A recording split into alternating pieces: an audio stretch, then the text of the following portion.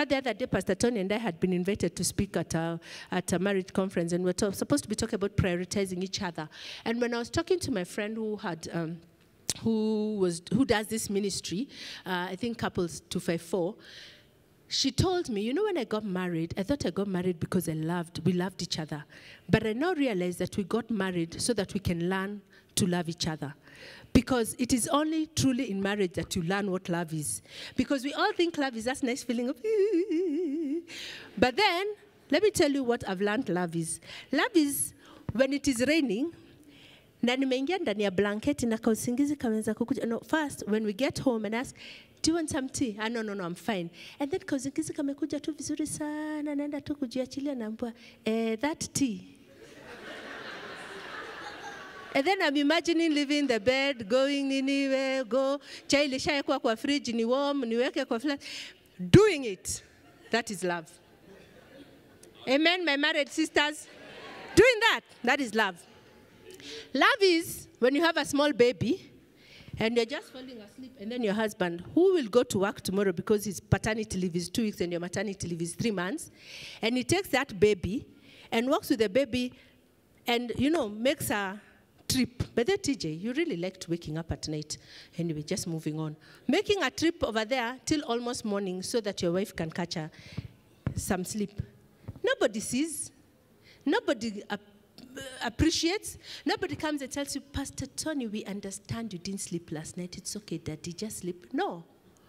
But that is love. So, the Bible here is admonishing the older women to teach the younger women to do what? Number one, to love their husbands, because loving your husband is taught. It's not automatic. Yeah, you used to make him feel like a hero. Ooh. You know why fairy tales end with lived happily ever after? That ever after could have been a series. Because it's a lot of work. Living happily ever after is a lot of work. Yeah? And that is what the older person teaches you. I asked Pastor Tony, what is prioritizing? And he told me, you know, I used to grade myself so well. I thought I'm such a nice wife, as though I'm married to myself. Then I asked him, and I realized if this was a Form 4 degree, a Form 4 exam, I would not have gone to med school. Yeah. So anyway, I realized that I wasn't doing as well as actually I would have probably repeated. And I asked him, what are some of the things? He says, you know, Carole, when it's a Tuesday and I'm fasting and I don't like rice and I come home and find pilau, or I come home and fetch chapati and beans, then I know I'm not a priority. Me, I'm thinking, nimekupikia nani, si kwanza tu shukuruye tu hapo.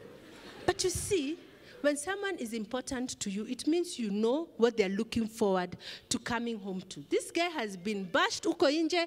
He's been fighting. He's been trying to prove himself. The only place he's a person is at home. And even there, he's not a person because other persons came.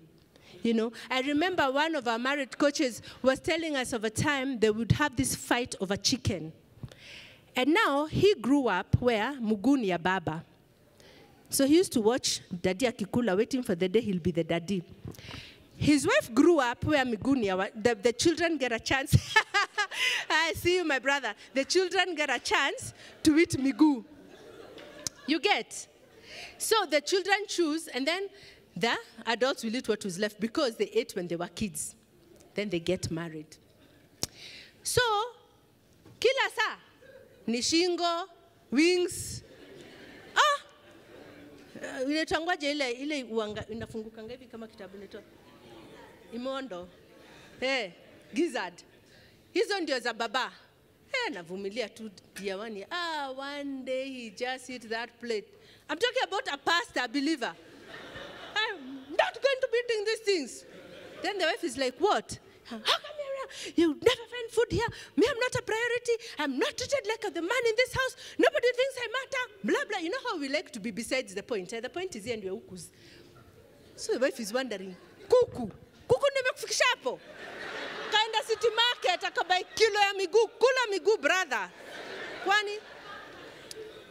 Do you know, 2-3 months of not talking to each other later, they realized it was never about the leg. It was about the message. All this guy was saying is, when will I be a priority? I go, I work hard, I do, I bring. I want to feel like finally I have something that is mine. This is ni kwangu. I mean, I'm sure a man can know. But the wife was thinking, lakini ulikuwa na mama yako ule alikuwa akikupatia miguu. Hao watoto wacha niwapatie miguu ndio siku ile waende wakafanye watoto wao kazi pia watoto wao kulako miguu. You understand?